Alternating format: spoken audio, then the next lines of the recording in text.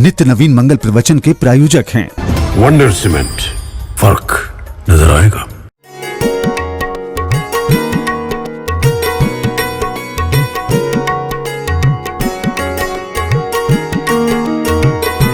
ओक्कारं संहितं नित्यं ध्यायन्ते योगिनः कामदं मोक्षं चैव ओक्काराय नमो नमः।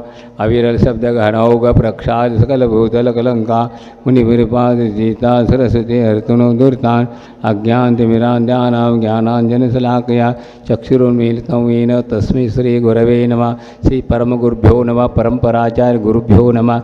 सकल कलश विध्वंसकं श्रेयसां परिवर्धकं धर्मसम्बन्धकं बहुविजीवन प्रतिबोधकारकमिदं शास्त्रं श्री रत्नकर्ण श्रावकाचार्य नामदेव अष्टमूल गणकर्ता श्री सर्वदेवा तदुत गणकर्ता श्री गणदेवा प्रतिगणदेवा तेषा वचौंसान् मासात् श्रीमद आचार्य प्रवर श्री समंतभर देवेर्विरचितं मंगलम भगवान वीरो मंगलम गौतमोगनि मंगलम कुंद कुंदारु जैन धर्मस्तु मंगलम सर्वमंगलम मांगल्यम सर्वकल्याणकारकम प्रधानम सर्वधर्माणां जैनम जय दुशासनम कोटिशतं द्वादशे कोट्यो लक्षान् चेति दशकानि चैव पंचादष्टो सहस्रसंख्यमेतत्शतं पंचविदन्मामि अरहन्त भाषयत्तं गणहरदेवं गन्तीयं सम्मं पनमाविपतिचित्तो सुधनानो विशेषा इच्छावन्ते शुद्धभक्तिकासु सालुचु अंगोंगपैने पाउस परिवानु बहुचुलिया चेव सत्तते धमकां संचिन पूज्यवन्दां नमसामि दुःख को कमको बोला सुखई मृत्यु मज्ज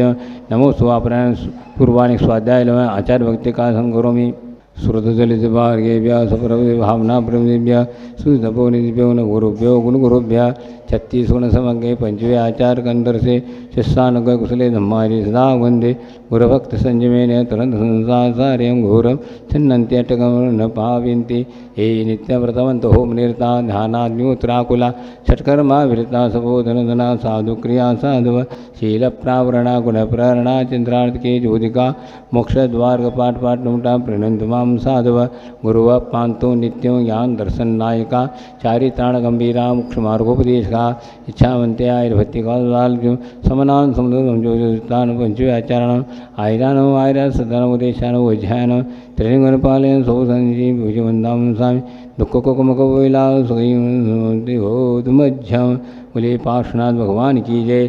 2400 भगवान की जय। बोले आचार्य गुरु विद्यासागर बोले समंतभद्र महाराज की जय। बोले आचार्य गुरु विद्यासागर जी महाराज की जय।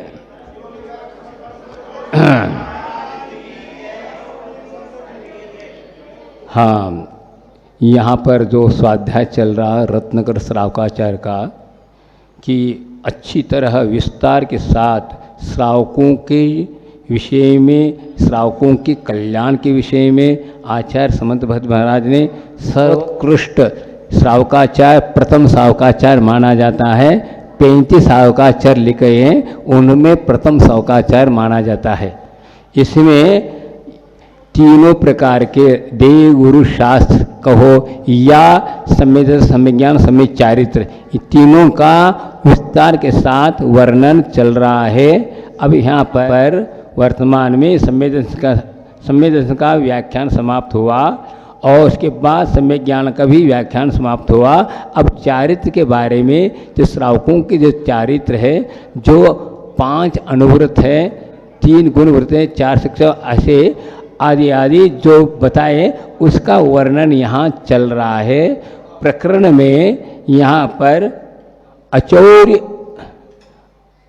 अचौर्य अनुव्रत का व्याख्यान चल रहा है। अचौर्य अनुव्रत किसे कहते हैं? अर्थात अभी तक संयम नहीं था, अब एक देश संयम हुआ। जो पंच पाप कर रहे थे, अब पंच पापों में कमियां लाना है, ये इस विषय में चल रहा है। तो चोरी ये भी एक क्या है? पाप है। पाप को क्यों पाप का अर्थ क्या होता है? जिसके निमित्त से आत्मा दुखी होता है उसको कहते हैं पाप। अब हमें अभी तक ये मालूम नहीं था हम दुखी क्यों हैं। अब ज्ञात हुआ कि जिस कार्यों को हम कर रहे हैं वही कार्य हमारे लिए बाधक हैं, दुख के कारण समझा। तो यह काव्यात्मा सोचता है हम अपनी शक्ति के अनुसार इस धर्म को अंगीकार करते हैं। तो उन्होंने अनुव्रतों में 5 अनुव्रत बताए गए, अहिंसा अनुव्रत, हाँ, सत्यानुव्रत, और तीसरा नंबर का अचोर अनुव्रत, चोरी नहीं करेंगे। हाँ, चोरी किसे कहते हैं आपको मालूम है, बताने की जरूरत नहीं, इसके बारे में उपदेश देने की जरूरत नहीं। जो नहीं करना है उसके बारे में उपदेश दिया जाता है, समझे। गाली देने के लिए कोई प्रशिक्षण नहीं दिया जाता, गलत चीज़ करने के लिए कोई प्रशिक्षण नहीं दिया जाता है, लेकिन प्रशिक्षण इसलिए दिया जाता है कि जो हमें नहीं करना है उस विषय में उपदेश प्रशिक्षण दिया जाता है। तो यहाँ कहा जा रहा है अचोर अनुव्रत किसे कहते हैं। निहितं वा पतितं वा सुस्मृतं वा परस्वविस्पृष्टं न हरति यन्न च दत्ते तत्कृत चौर्यामुपारमरणम्। तो क्या हुआ, इसमें बता रहे हैं निहितं वा, रखा हुआ है, हाँ, रखा हुआ है, उसको बिना पूछे उठाना, समझे। बिना पूछे उठाना अर्थ क्या हुआ, आप घर में भी हैं, आप घर के सदस्य ही हैं, सब कुछ हैं, फिर भी आप पिताजी ने कहा है तो उसको पूछ कर ही लेना, समझे। रखा हुआ है और उसको हमने उठा ली तो विकल्प होगा, कौन ने उठाया, आपको लेना है, ये भी बात है, आपको ही लेना काम करे, फिर भी बताना जरूरी है कि उनको ख्याल में रह जाए कौन उठाया, आदि आदि और विकल्प होता है। तो जो भी चीज़ है, खुद की हो दूसरों की हो कुछ भी हो, उसको बिना पूछे करना नहीं, कहना। हमारे संग में भी ऐसा होता है, कोई भी हम काम करना चाहते हैं तो जिस संग में रह रहे हैं गुरु महाराज से पूछ के करना चाहिए। यदि नहीं करते हैं बहुत बड़ा संकट आ जाता है, विकल्प हो जाता है, आदि आदि होता है, ये दोषपूर्ण है। भले गुरु महाराज ने कहा करना है, हमें कई बार हमने अनुभव किया करना, फिर एक बार पूछना चाहिए, बदलाव आती है उसमें।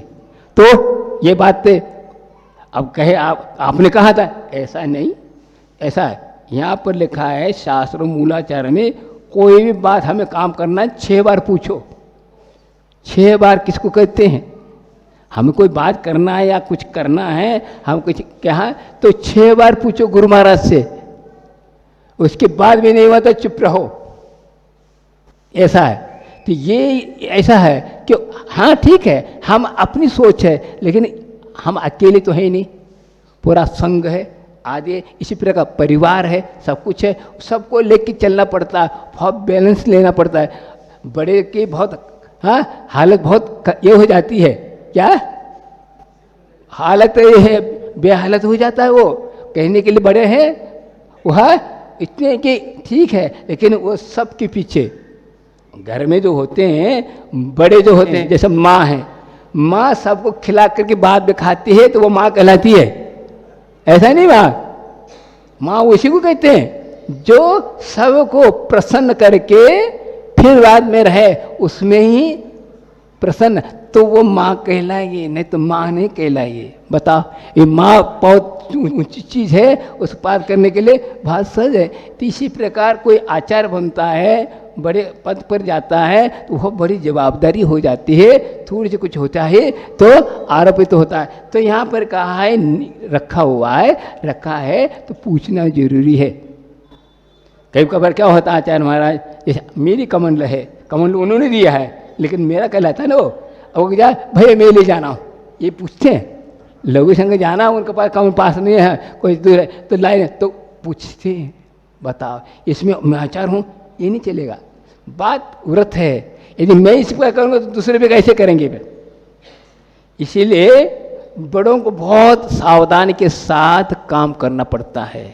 तो निहित हुआ तो रखा हुआ है तो बिना पूछे नहीं उठाना, समझे। पतित हुआ था, गिरा हुआ है, किसी का गिरा हुआ है उसको भी नहीं उठाना चाहिए। वारा हो जिसका गिरा हुआ ढूंढता हुआ आ रहा हो तो आदि आदि हो तो आपका तो है ही नहीं वे, तो फिर क्या बिना दी हुई हो तो नहीं उठा सकती आप। यहाँ तक लिखा है, समझ लो किसी ने मकान खरीदा और मकान में कहीं कुछ रखा हुआ था, हाँ, तो आपने खरीद लिया तो हमारा हो गया, ऐसा नहीं, वो तो देना ही पड़ेगा उनका। मैंने मकान खरीदा है, वास्तविक यदि अनुवृत्ति है, अविरति की बात नहीं कर रहा हूँ मैं, वृत्ति की बात कर रहा हूँ। वृत्ति है, परिग्रह प्रमाणी है, आदि है, तो उसको देगा। यदि इसको शामिल नहीं है, समझ लो पकड़ में नहीं आ रहा, तो सीधा राजा के हाथ में जाता है। वो जो भी प्राप्त होता है जिसका स्वामी नहीं है तो पकड़ में ना आता, तो सीधा राजा के हाथ में लेकिन लेना है। ये किसके लिए कहा जा रहा है? अनुवृत्ति के लिए कहा जा रहा है। महावृत्ति तो दूर है, महावृत्ति के पास एक भी तिनका नहीं रहता, समझे, और यदि रख ले जाए गड़बड़ हो जाए तो उसके बाद में फिर भी उसके पास भी है कुछ ग्रंथ हैं, कमंडल है, माला है, आदि आदि हैं। इन चीज़ों को भी हम किसी से बात कर, जैसे समझ लीजिए हमने मेरे पास से कोई किताब उन्हें दे दिया, ले गया, अब मेरे है करेंगे उसके उठा नहीं सकता मैं, उसको बिना पूछे क्यों मैंने कह दिया, उनके हाथ में चला गया, उनका कहलाएगा, वो कहेगा हाँ वो अल्लाह का हमें दे तो ठीक है, लेकिन वो हम उठा नहीं सकते क्योंकि उसको विकल्प होगा। इसी कई प्रकार के होता है, तो इसलिए देखो जड़ परिग्रह है, हाँ, इसी को कहते बुद्धि। जड़ कितना आपको नचा रहा है चेतन हो करके, हाँ, चेतन को नचा रहा है, हमने सर्वेश्वर उसी को सब कुछ महत्व दिया है ना, इसलिए ऐसी स्थिति हो गई। तो जिसने भेद विज्ञान जिसके दिल में हो गया वह कभी भी ऐसा नहीं करेगा। और भूल करके कुछ नहीं रख के चला गया तो भी अपने को नहीं लेना चाहिए। निहितम वा पतितम वा स्विस्मृतम वा, अर्थात भूल गया। ऐसा भी होता है आपके यहाँ धरोहर के रूप में रखा है, हाँ, और वो विस्मृत हो गया तो आपको नहीं लेना चाहिए, उसको याद दिला करके देना चाहिए। कितनी बातें, ये सब क्या है? पाप के आश्रम के कारण। उस वक्त हमें मालूम नहीं पड़ता, बाद में ये परिस्थितियाँ जब आकर खड़ी हो जाती है तो बहुत बड़ी ये समस्या आ जाती है, उस समस्या का हल हम नहीं कर पाते। इसलिए देखो अनुवर्ती हो करके घर में रहने वाले के लिए इतनी कंडीशन है, हाँ, और बिना दी हुई भी नहीं लेना चाहिए, हाँ, अब इस सिस्टम अर्थात बिना दी हुई भी नहीं लेना चाहिए। बिना दी हुई नहीं, आप देखिए आपको 10-10 बार निमंत्रण देते आते तब जाते तो आपको सही माना जाता, बिना हाँ जाते हैं तो अच्छा नहीं लगता आपको। इसी प्रकार हम लोग इस प्रकार नहीं करना चाहिए, हाँ, क्यों करते हैं? बस कषाय हमारे पास है, उस कषाय के उदय में इस प्रकार के लोभ के भाव आ जाते हैं। इसलिए संतोष लाने के लिए ये सब लाए गए हैं। क्या? जितना आप त्याग करोगे उतना ही आपके पीछे चलता है, आपके पीछे, लेकिन समझता नहीं आदमी वो, हाँ, दान देता है जिस वक्त उस वक्त हो गया था, पर देने की आवश्यकता आ जाते, संघर्ष होने लगता है, खींचातानी होने लगती है। बताओ क्यों? है बोल दिया, भावुकता में आके भीड़ में दे क्या कर ले, फिर बाद में ऐसे हो गई। इस बात को लेकर कहते हैं, एक दोहा है,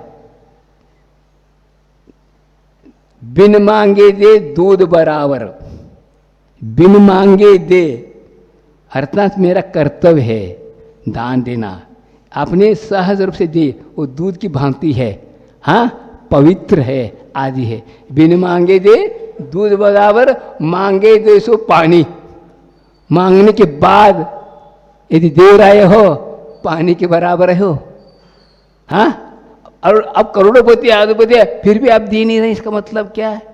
दे भी रहे दे भी दिया तो पानी के बराबर उसका पुण्यार्जन तो हुआ, लेकिन पानी के बराबर हुआ। वह देना है खून बराबर जिसमें खींचातानी। बताओ, खून हो गया वो, कहाँ कहाँ पूरा दान जो है हिंसात्मक हो गया। क्यों? बस लोग के हृदय में ये बातें आ जाती हैं। हो रहा है, होता है, लेकिन ऐसा आकर्षण है पर पदार्थ के प्रति, उस आकर्षण को निकालना ही क्या है? निर्लोभ, संतोष आदि आदि है। संतोष तभी कहलाएगा जिसमें हमें प्राप्त है, उसमें क्या रहना, हमें प्रसन्न रहना है। किसी प्रकार से हमें इधर उधर देखना नहीं। इधर उधर देखना असंतोष का प्रतीक है, और इसमें है वो प्रसन्न। प्रसन्न रहना अपना कर्तव्य है। इसके पास संतोष धन आ गया, जिन्होंने लोभ को जीत लिया। सब कषायों में श्रेष्ठ खतरनाक तो लोभ है। देखिए, 4 कषायों में 2 प्रधान हैं, मान कषाय और लोभ कषाय। लोभ में गड़बड़ी आती तो क्रोध आता है, गड़बड़ और आ जाता है मायाचर्य करता है। इसी प्रकार मान भंग होता है तो क्रोध उत्पन्न होता है, और उसको मिटाने के लिए मायाचर्य। तो मुख्य कौन? 2 ही है। क्रोध अपने उसको हेल्पर के रूप में, सहायक के रूप में, आयुध के रूप में हो। तो कहने का तात्पर्य है कि ऐसा न देता है, दूसरे के लिए न देता है, उसकी वह क्रिया। अर्थात क्या है? अन्य में नहीं देवोगे, दूसरों को लाकर देना भी ठीक नहीं है। वह भी हमने उठाकर दूसरों की हमने उसको दे दी, ये भी गलत। हाँ, क्यों दिया आपने? क्या मतलब है? होता है, लेकिन इस प्रकार हमें नहीं करना। यदि हमें चोरी से बचना है, ये जो भगवान की वाणी ये बता रही है कि इस प्रकार करते हैं तो आपका अचोर अनुव्रत सही सही है, वह संतोषी है, और धीरे धीरे वह कम करता जाता है। आपने परिग्रह प्रमाण करता है तो ये चोरी चारी भी समाप्त हो जाती है। चोरी चारी तब करना पड़ता है जब हमारे पास संतोष नहीं रहता, और आदि आदि अनेक प्रकार। आज क्या हुआ है, हम अपनी हैसियत से ज़्यादा आवश्यकताएं बढ़ गई, आवश्यकता बढ़ गई हमारी, जो कि उल्टा के आज कहते ना, आविष्कार की जननी। लेकिन अब क्या? आवश्यकता आविष्कार की जननी हो गई। आविष्कार किस लिए कर रहे हैं? आवश्यकता, जरूरत नहीं है। आविष्कार कब किया जाए? आवश्यकता के लिए। लेकिन अब वो उल्टा हो गया। आपको क्या जरूरत है? फ्रिज की जरूरत है क्या? मोटर कार की जरूरत है क्या? नहीं है। शायद 2 बार करना मुश्किल हो रहा है, अब फिर भी इसकी चक्कर में पड़े हैं, तो क्या होगा? फिर चोरी जारी करना ही पड़ेगा आपको। अनेक प्रकार के गड़बड़ करना ही पड़े, व्यापार में गड़बड़ करना, जो कुछ अपनाना पड़े, फिर भी नहीं होता। आप ठेला चला रहे हैं, अब गाड़ी खरीदना क्या है? ये सब चीज़ें हैं, ये बातें गलत हैं। इसी कारण अनेक प्रकार के पाप के विचार आते हैं, वो पाप कर जाता है, इसलिए पाप दुख का कारण बन जाता है। कई लोगों का कहना है जैनों के बहुत धन है। ऐसा है ही नहीं है, लेकिन क्यों है यह सोचना जरूरी है। क्यों है? इसीलिए कि वह अपव्यय नहीं करता, किसी प्रकार की जो है ना व्यसन नहीं उसके पास। तो व्यसन के कारण जो है ना धन का अपव्यय होता है।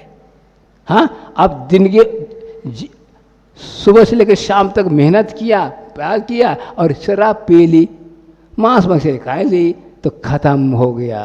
तो इस प्रकार हो रहा। तो इस प्रकार के व्यसन नहीं करता, इसीलिए उसका पाप नहीं होता। इसी के पीछे धन आ जाता है। धन दिखेगा, सही सही करेगा, दान भी देगा, उपकार करेगा, आदि आदि करेगा, लेकिन ये कर नहीं रहा, क्योंकि हम इस प्रकार के व्यसन के अधीन हो गए, इसलिए इस प्रकार कर रहा है।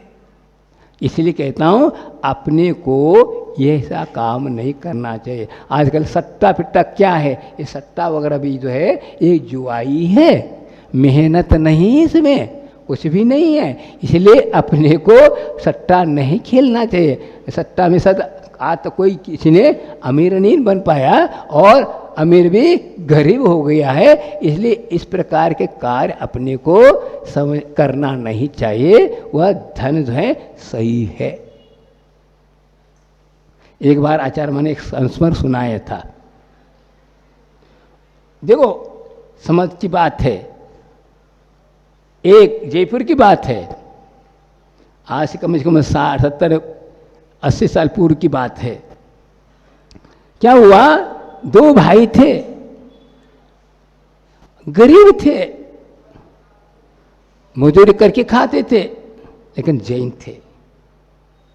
पहले के जमाने के हिसाब से बहुत संतोषी थे, लेकिन फिर भी आपस में क्या हुआ क्या पता, बंटवारा हो गया। अब बंटवारा तो गरीबों में क्या बंटवारा होगा बताओ।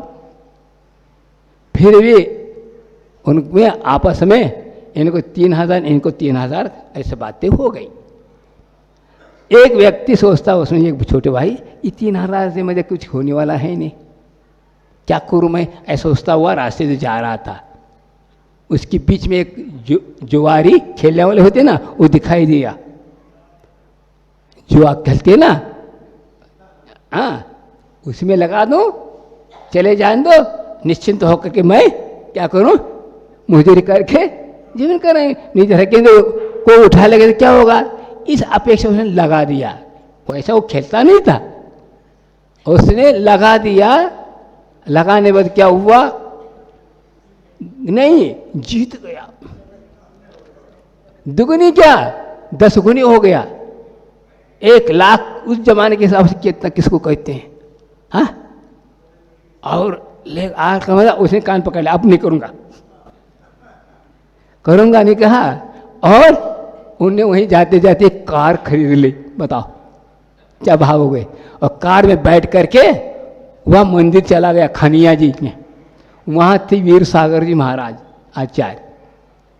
दर्शन किया, अरे आज ये कार से उतर रहा है, कहाँ से, क्या बात है, कौन है ये, मेरी नज़र में गलत आ तो नहीं, उठा वही।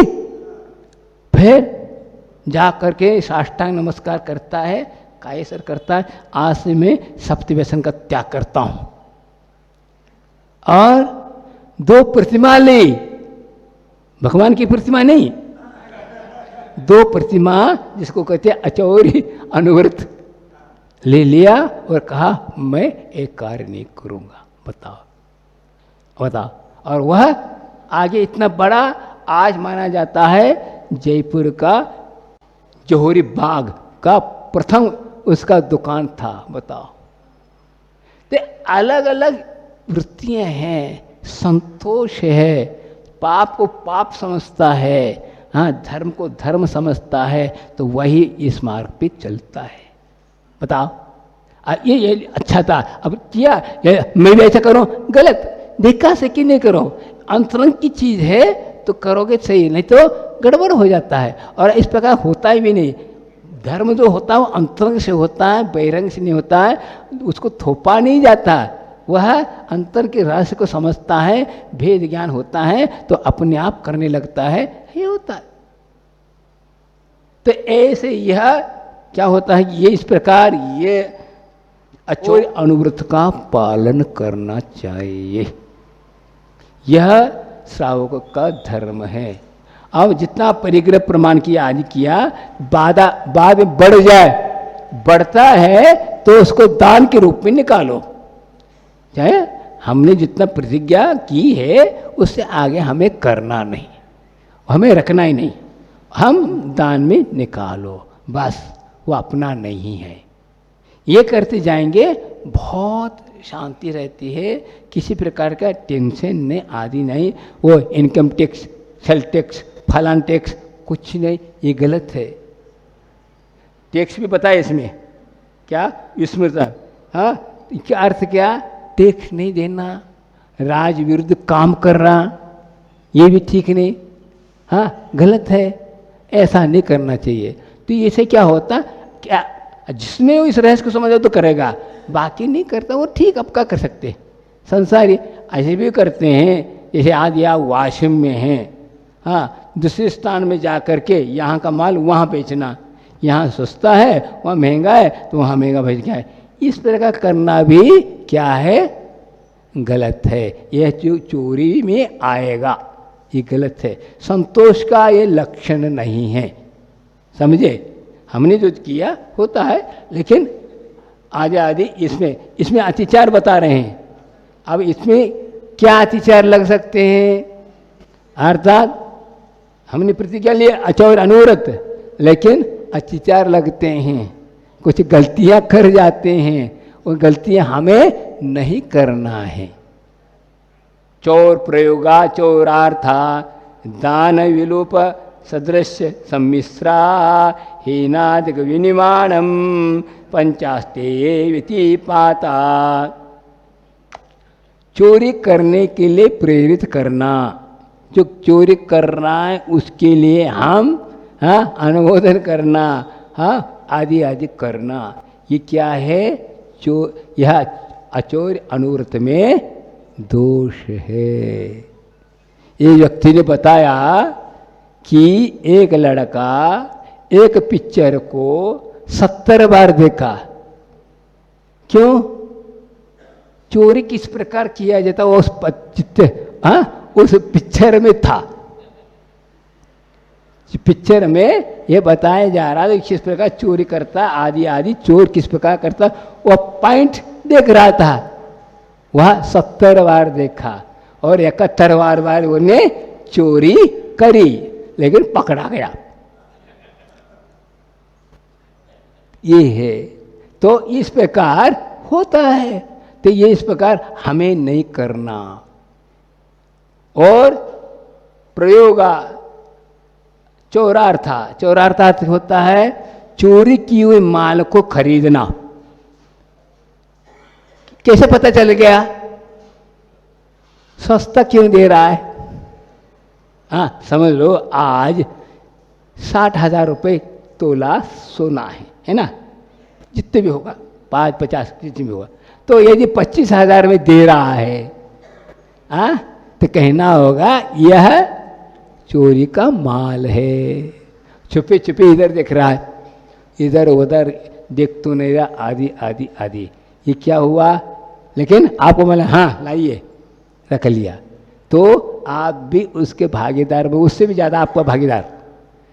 तो वो एक लाया, ऐसे चोर कई आएंगे तुम्हारी दुकान में तो खरीदोगे तो क्या होगा? ऐसा नहीं होना चाहिए। विलोप सर्जन अर्थात किसी ने रखा है उसको देना नहीं, यहाँ राजकीय टैक्स वगैरह नहीं देना, घुमाना आदि आदि करना, यह भी दोष है, अतिचार है।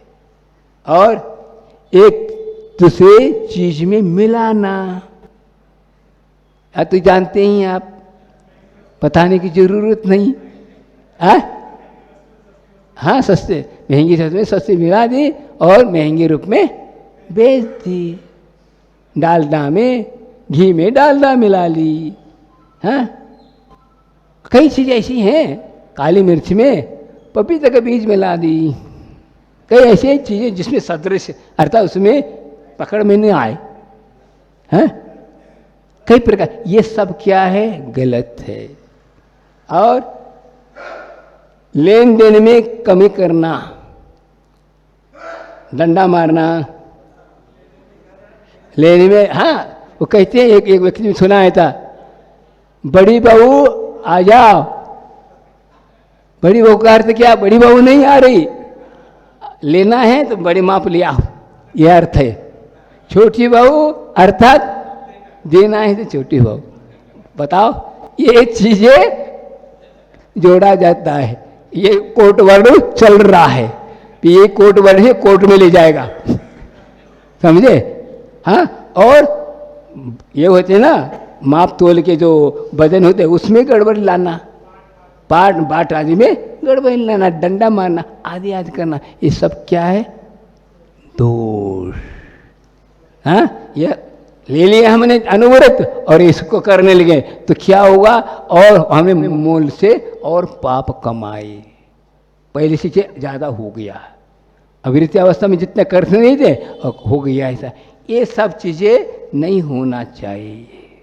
संतोष बहुत कठिन है लाना, समझे। इसलिए कहते हैं व्यापार उत्तम खेती, इसलिए कहा खेती में किसी प्रकार के चोरी जारी नहीं होती, मेल मिलाप नहीं होता, आदि आदि नहीं होता, केवल जो है मेहनत का फल है। इसके अलावा क्या होता है, एक बहुत अच्छा से बहुत अच्छी चीज़ बताया, आप लोग समझो उसके लिए। इसलिए उत्तम खेती का देखो, सब उसका जो जितना भी जो माल है सब बिखरा हुआ है, कोई भी उठा सकता है। पशु पक्षी के लिए भी वही दे रहा है। खिलाने वाला कौन है? पशु पक्षियों को कौन खिलाता है बताओ? आप खिलाते हैं? नहीं, वही खिला रहा है।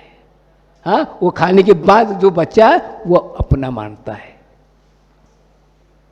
इसलिए उत्तम खेती है, उसमें कोई ऐसा नहीं। लेकिन मध्यम व्यापारी इसलिए कि बस डायरेक्ट मनुष्य को काट रहा है, वो मनुष्य के साथ व्यवहार हो रहा है, संगी पंचेंद्रिय के साथ हो रहा है। इसलिए कहते हैं खून न मत चूसो। खून क्या चूसते? खून चूसना तो क्या होता है, बात क्या है? हाँ, तो इस प्रकार व्यापार इस प्रकार करते हैं, उस व्यापार में इस प्रकार होता है। समझ लो, आप लाए, कपड़े की दुकान है, एक शर्टिंग है, समझो उसमें टैक्स पैक्स लगा के आदि करके 150 रुपये में आपको मिला है। हाँ, आपको कितना लेना है? 25%, अर्थात कितना हुआ? 2.25। हाँ, 2.25 लेना आपका ये नीति का माना जाए, 1 नंबर माना जाएगा। क्या 1 नंबर का क्या माना जाएगा? 2.25 में ये शर्टिंग को आप बेचते हैं तो आप सही है, आप किसी प्रकार के इसमें दोष नहीं है। लेकिन यदि आप 300 400, हाँ, और सीजन चल रहा है और महल, हाँ, आप का ही दुकान ज़्यादा बड़ा आप पे हमें जाए तो 500 तक चला जाएगा, तो कितना आपका हुआ बताओ? हाँ, 350 रुपये क्या कहलाएगा? ये चोरी का माना जाएगा। इसको कहते खून चूसना, गलत हुआ, ख्याल लाओ। इसलिए कि एक रेट भाव रखो, एक रेट भाव रखा नहीं जाता, बदलता रहता है। बैलेंस बनाना अलग चीज़ है, बैलेंस बनाओ, हम कहते हैं घाटे में नहीं जाए, ठीक, बैलेंस बना, लेकिन ऐसा नहीं बैलेंस बनाओ कि तुम उल्टा हो जाए। इसलिए इस प्रकार का धन कभी भी आपको साथ नहीं देने वाला, 1 नंबर का नहीं माना जाएगा। और नौकरी में तो आकुलित रहता है, इसलिए वह कनिष्ठ माना गया है। इसलिए उत्तम खेती, आज खेती करना नहीं चाहता, हिंसा नहीं, ये हिंसा हो रही थी, इस पर ध्यान रखिए, इसमें ध्यान रखिए। हाँ, कितना डायरेक्ट मनुष्य के साथ व्यवहार हो रहा है, न क्या और पशु पक्षी के साथ हो रहा है। बताओ, हल जोत रहे हैं, हल जोतना हमारा ये है, उद्योग हिंसा के अंतर्गत है, हम चलाकर नहीं कर रहे हैं, उसमें से और बातें लगे। लेकिन ये जो करना है ये बहुत अनर्थ हुआ। यह अनर्थ अपने को नहीं करना है, संतोष लाना है। तभी तो यह अचोर्य अनुवृत्त को अंगीकार किया है, हमने स्वीकार किया है। लेकिन बाद में कर्म का उदय चलता है, इस प्रकार के भाव आते हैं। एक मैंने दृष्टांत सुना था, आपको दृष्टांत सुनाता हूँ, संतोष कैसे होता है। किसानों में संतोष होता है, कैसा होता है?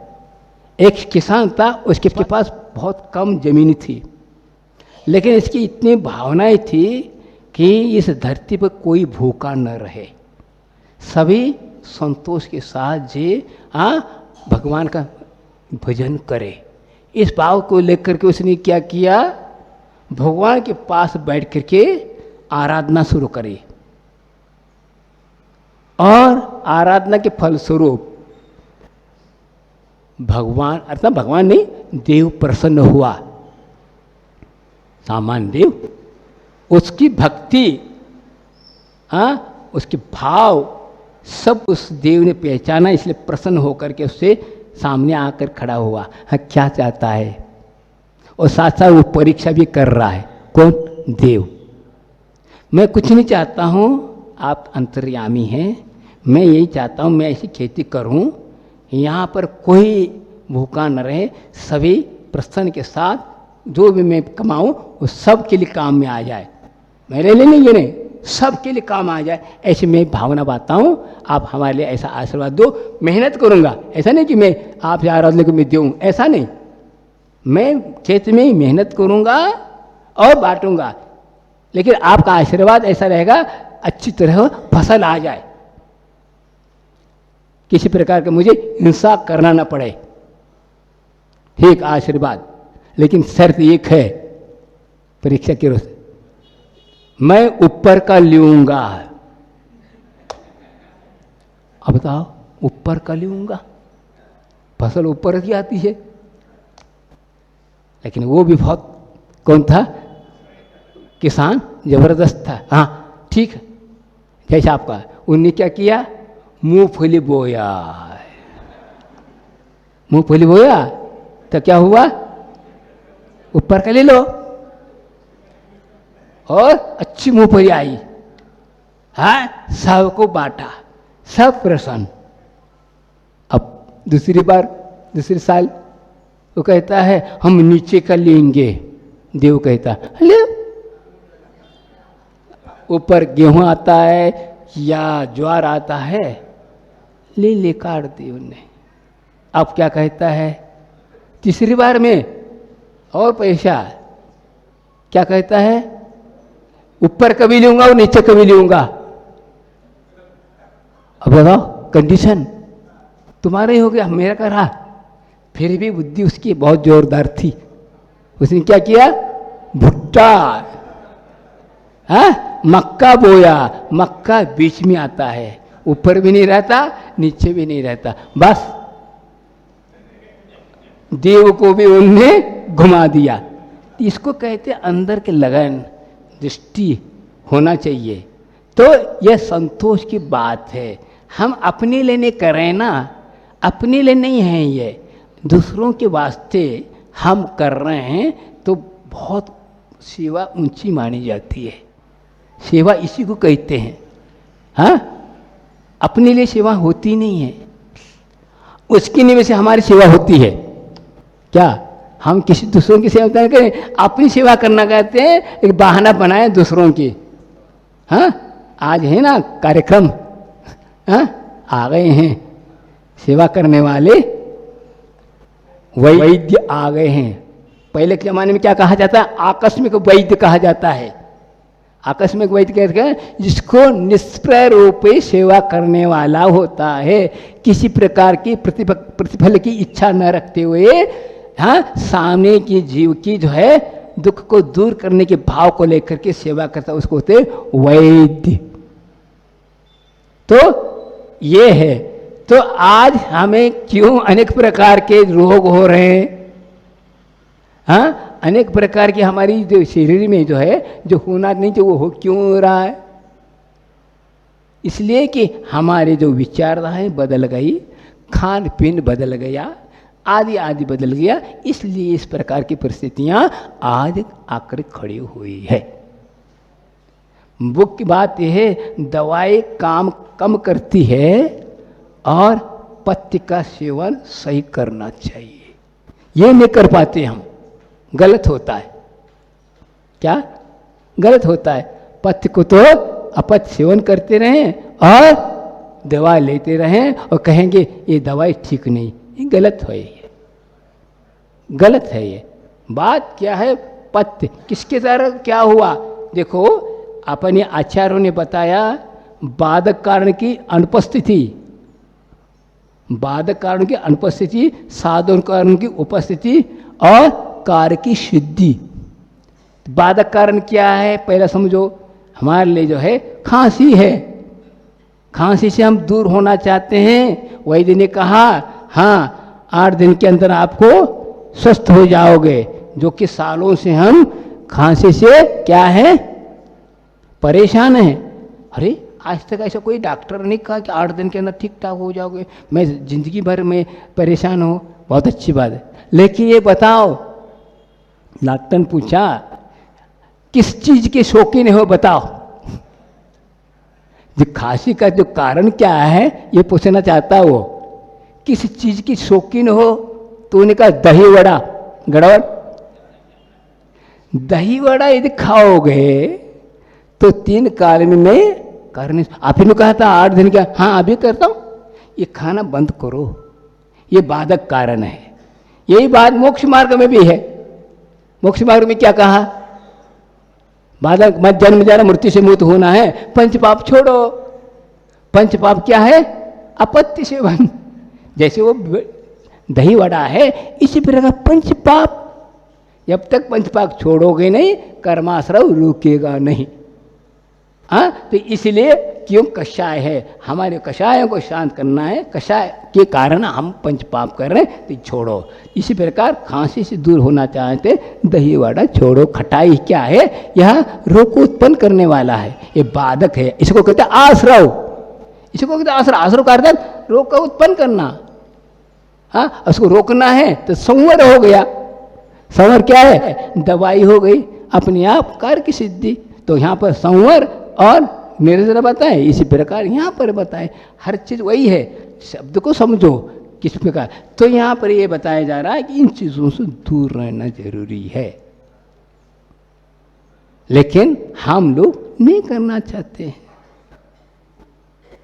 आप पूछते हैं हमें लोग, डॉक्टर साहब ये खा सकते हैं, अब क्या करें, हाँ थोड़ा थोड़ा ले लो, ये ले सकते हैं, ये ले सकते हैं। कहते कहते वो बात डॉक्टर कहते हैं जो जो जो खाना खाओ मेरा माता मत खाओ। क्या कर मतलब, तो ऐसा है ये, इस स्थिति में ऐसी है। हम लोग तो करना तो चाहते हैं, लेकिन हम अपने विचारों से दूर नहीं होना चाहते, अपनी विचारें चलते हैं। इसलिए हम धरती पर मौजूद हैं।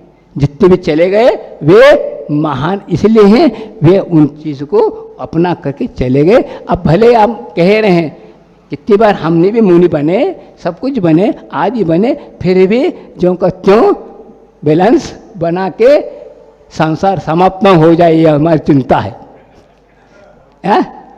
इसलिए हम बने हुए हैं, लेकिन ये स्थिति ठीक नहीं है। क्या, तो ये है, ये इस प्रकार के कार्य हमें नहीं करना चाहिए। अतिचार हमें नहीं करना चाहिए। संतोष लाइए, संतोष बहुत ऊंची चीज है, धीरे धीरे आइए, लेकिन आना आपको अनिवार्य है। आप महसूस भी कर रहे हैं कि धन के अभाव में भी चिंता थी, धन आने के बाद भी चिंता है, आदि आदि, उससे भी ज़्यादा चिंता है। आने से पहले मस्ती में था, इतना नहीं था, बताए ना अभी वो पता, लेकिन अब ऐसे से ज़्यादा हो गई, तो बैलेंस बिगड़ रहा है। तो उसको बिगड़ने के लिए दिन रात काम कर रहा है। इसको कहते हैं 99 का चक्र। 99 का चक्र जानते हैं आप, हैं? जानते हैं 99 का चक्र कर ही रहे हैं दिन रात, हाँ, पूर्ति करते जा रहे हैं। एक बार की बात है, एक गरीब व्यक्ति था और बढ़िया जो है मेहनत करता एक टाइम, और अच्छे बढ़िया थे, खाट टूटी टूटी खाट पर सो जाता। सामने एक बंगला था, वहाँ शैतानी दिखती थी। वो देखा उसने, अरे मैं 40 साल हो गई इस बंगले में आकर के चैन से साथ सो नहीं पा रही हूँ, और देखो दिन रात कैसे सोता वो। ऐसा वो अपने पति को बता रहे शेरा जी को, देखो ऐसा ऐसा। अरे देखिए हमें मालूम है, देख लेना कल क्या होता है, कल क्या होता है, तुम क्या करोगे मुझे मालूम है क्या होगा। फिर तो उन्होंने क्या किया, वो गरीब था आदमी, तो उन्होंने क्या किया, 99 रुपये, सोने रुपये 99 रुपये खिड़की में से डाल दिया उस कुटिया में। वो कहाँ गया था बाहर, जब आया देखा गिनती लगा 99 पूरा करूँ में। अब बताओ क्या 100 करूँ में, अब कहा, अब चक्कर हो गया, अब बैठा है वहाँ बैठा है, वो तक से बैठा, सोना नहीं चाहिए अब कुछ नहीं, पूर्ति करना है। वो शैतान जी को ले गया, देख आज क्यों नहीं सो रहा है, आपने क्या जादू किया? कोई जादू नहीं किया, वो जादू हमने ऐसे किया। अरे व्यक्ति चाहता है, कर क्या सकता है, परवश होके कर रहा था इसलिए, अब मिल गया तो पूर्ति में लग दिया। हाँ, अब 101 2 फिर बढ़ाना चालू कर दिया। हाँ, 102 हो गए, 58 रुपये और इकट्ठा करो, 200 रुपये कहाँ से लाओ, बस खाना पीना शुरू कम करो, फलान चक्कर आ गया। तो ऐसे कहते परवश होकर के वो है, अंतरंग से संतोषपना नहीं है। जब तक मिल नहीं रहा तो लोग कहते ठीक है, लेकिन मिलने के बाद उस चक्कर में आ गए। तो इसीलिए प्रत्येक व्यक्ति, 1000 वाला भी दुखी है, क्यों? लखपति के कारण। लखपति करोड़पति के कारण दुखी है, करोड़पति अरबपति के कारण दुखी है। हाँ, दुख कहाँ छूटा बताओ, दुख कहाँ छूटा बताओ? और जिसके पास कुछ नहीं, मस्ती में है वे, जिन्होंने छोड़ दिया, बताओ, हर व्यक्ति दुखी है।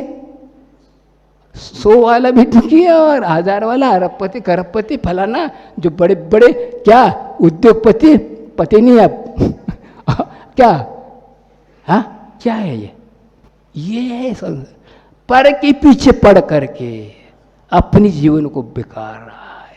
इसको कहते अविवेक। दृश्य को देख करके दृष्टा को भूल जाना अविवेक। दृश्य को आता है, पर पदा को देखा लेकिन अपने को भूल गए, इसी को हम अपने पैर पीछे पड़ गए और इसके पीछे हम अपने प्राण तक छोड़ देते हैं। इसको कहते अज्ञान, अविवेक। विवेक नहीं है, ज्ञान तो है, ज्ञान और विवेक में बहुत अंतर है। विवेक, ज्ञान तो खाना सब जानते हैं, लेकिन क्या खाना चाहिए और क्या नहीं खाना चाहिए ये विवेक हुआ तो वह कंट्रोलित है। और ये अज्ञान ज्ञान के कारण खाता जाएगा लेकिन गलत हुआ, तो इसलिए अनेक प्रकार के रोग आदि आदि होते। इसी प्रकार संसार प्राणी दुखी है। कोई संसार में कितनी प्रकार की दुखी हैं? 3 प्रकार की दुखी हैं। कोई धन दुखी, कोई तन दुखी, कोई मन दुखी दिखे। इस 3 के अलावा कोई तो होता है ही नहीं, है नहीं, क्वालिटी आ गई। आप देख लो हम कौन सी दुखी हैं। तन दुखी अर्थात रोगी, हाँ धन दौलत है, सब कुछ है, हाँ मन भी, लेकिन मन प्रसन्न नहीं उसके पीछे। हाँ धन भी है, तन भी ठीक है, लेकिन मन दुखी, जी गड़बड़ है। ये सबसे खतरनाक। मन दुखी को ठीक यही हो सकता है, वहां नहीं हो सकता। तुम जहां रह रहे हैं ना वहां मन दुखी दुखी रहेगा, सुखी ही नहीं हो सकता। मन सुखी यहां हो सकता है, इसके बिना है ही नहीं। तन दुखी, तन दुखी रोग ठीक हो जाए, धन भी आ जाए, लेकिन मन दुखी जो है वो खतरनाक है। वो मन को समझाना खतरनाक है, बाकी कुछ नहीं है। सब अज्ञानता है। जब भेद विज्ञान हो जाता है, सब पृथक पृथक होते हुए ममत्वता है, ये ममत्व को तोड़ना बहुत कठिन होता है। ये ममत्व को तोड़ना कठिन होता है। कैसा अंदर से है भाव, कैसे मुंह का हाँ कैसा प्रभाव है, कैसा नशा है, वो छोड़ते हुए भी नहीं छोड़ पा रहा है। हाँ कहीं न कहीं अटकाव है, कहीं न कहीं अटकाव है। वह अपना असर दिखाई रहा है, दिखाई दे रहा है, दिखाई रहा है। आचार्य ने बार बार हम लोगों को इशारा करके 2-3 बार बोला, देखो सीता ने राम को छोड़ करके दीक्षा ली, हाँ बुलाने के बाद भी उन्हें स्वीकार नहीं की और तपस्या करी और स्त्रीलिंग छेदन करके देवत्व को प्राप्त किया, प्रति इंद्र हुआ 16वें सर्ग का। यहाँ तक तो बढ़िया रहा हो। अब देखिए जब राम दीक्षित हो गए, वे अपने आप में हो गए, तो आ गई देव प्रयाग छोड़कर सीता बन करके सामने खड़ी होगी। बताओ कौन सी मोह की लीला? क्या श्रीलिंग छेदन करके आपने देव पर्याय प्राप्त कर ली और फिर पुनः सीता पर्याय को प्राप्त कर विक्रिया से बन करके अपने नाटक दिखा रही है। मोह की लीला कैसे है देखो। वही सीता जो अग्नि में प्रवेश करके सतीत्व को सिद्ध किया था, लेकिन आज अपने राम के सामने और उन्हें ऐसे भाव व्यक्त कर रही है, उसको डिगाना चाहती है। कहाँ जाते हैं हम दोनों से भव भव से आले एक साथ मिलकर एक मोक्ष चले, अभी हमारे पास आ चलो। बताओ जिस वक्त बुला रहे उसको काय उस वक्त क्यों नहीं आई? जिस वक्त बुला रहा था राम उस वक्त को आई नहीं, अब कौन सा माओ? बताओ कैसी मोह की परिणति है। रामायण पढ़ते हो, ये पढ़ो इस ढंग से लगाओ कैसा है। और रावण के लिए संबोधन के लिए गई नरक में। बताओ जिसने आहब को कलंकित किया, आहब के उसके कारण ही रामायण हुआ, उसके कारण कितनी दुखी हुए। पति पत्नी और बंधु दोनों के बीच में कैसा कैसा संघर्ष हुआ, कितनी लड़ाई हो, कितनी क्या हुआ, सब कई जीवों की हिंसा हुई। लेकिन आप रावण को संबोधने जा रही और इसको डिगाने जा रही। कैसे मोह की लीला है? कैसा है ये? बड़े विचित्र है भैया, नहीं समझा सकते हैं, कोई समझ नहीं सकते कि शब्दों का नहीं है ये समझ है। ये तो अंतरंग से एक इसकी भाषा अलग ही है, उसको समझता है तो वह दूर हो सकता है। तो राम अपने में रहे, रमयति राम, राम अपने में आत्म राम हो गया वो। अब राम नहीं, सीताराम नहीं, अब सीताराम नहीं, आत्म राम। अब दो क्या हो रहा है बताओ? कैसी मोह की लीला, तो ये परीक्षा। लेकिन वे आत्मस्थ हुए, केवल ज्ञान को प्राप्त हो गए। बलभद्र जी कैसा उनके साथ जीवन में क्या हुआ होगा, आज तक हम आचार्य में कहते हैं, हम भी पूछते हैं। या कहना चाहता हूं सैनिक राजा ने कई शंकाएं की, इस विषय में शंका नहीं कर पाए। क्या राम ने ऐसा कौन सा पूर्व में गलती करी जिसके कारण वनवास होना पड़ा? इसके विषय में कहीं नहीं आता। ये शंका सैनिक राजा ने नहीं कही या पूछा नहीं गया। क्या पूछा भी हो लेकिन अभी यहाँ लिखा नहीं गया। किया तो गड़बड़ किया होगा तभी कर्म का उदय में। इतना बड़ा कष्ट है और इसको उनको ऐसा, लेकिन वो बहुत ही बहुत सही राम थे, किसी से रमने वाले नहीं थे, वो आत्म राम थे। किसी प्रकार के बाहरी इन चीजों से कुछ नहीं कहा। जब दशरथ जी बोलते हैं, रामायण अपने पद्म पुराण के सर बोल रहा हूं, देखो भाई मैंने तुम्हारे छोटी माँ के लिए मैंने वचन दिया था और आज वो मांग रही है, इसलिए वचन का मैं वचन दे चुका हूँ, इसलिए मैं उसको दूंगा, भरत को राज दूंगा। आप तो विद्वान हो, समझ लो, इतना कह दिया। कौन? दशरथ जी। बताओ। और ठीक कुछ नहीं। उन्होंने कहा मेरी ये प्रतिज्ञा को नहीं करता हूं तो मेरे लिए क्या हो, मेरी अपकीर्ति होगी। इस वचन का निभाव नहीं करूंगा तो मेरी क्या होगी, अपकीर्ति होगी। इतना कर दिया। उन्होंने क्या कहा, मुझे इंद्र की संपदा भी नहीं चाहिए जिसके निमित्त से पिताजी का अपकीर्ति हो। बताओ, वो नहीं मुझे चाहिए।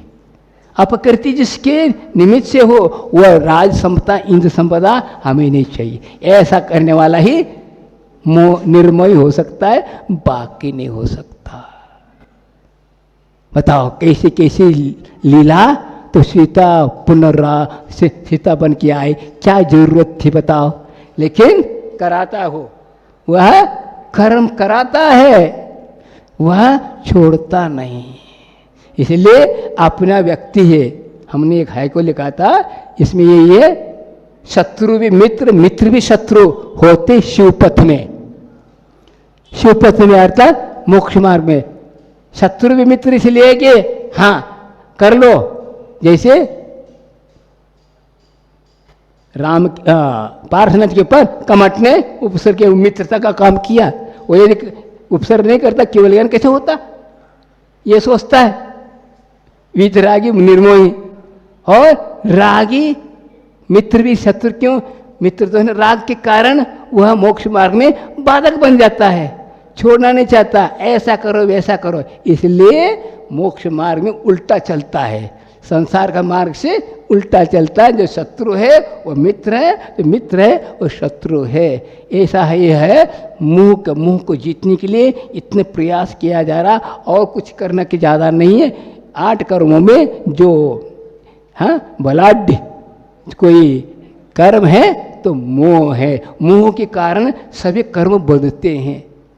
10वें गुणस्थान में समाप्त हो गया, कर्म बंधना समाप्त, तो मोह वहाँ पर शांत हुआ। तो कर्म के मोह के कारण ही सभी प्रकार के कर्म बंधते हैं। इसलिए हमें चोरी अनुव्रत का हम लिया है, तो हमारे लिए वह मोह को कम करने के लिए परिग्रह को रखा है। लेकिन परिग्रह इस प्रकार रखो जिसके कारण किसी को ऐसी भी चीज़ मत रखो जो चोरी के भाव हो जाए। आचार्य हमारे बार बार कहते हैं हम लोगों को ऐसी चीज़ मत रखो सामने वाले के मुंह में पानी आ जाए, चोरी के भाव हो जाए।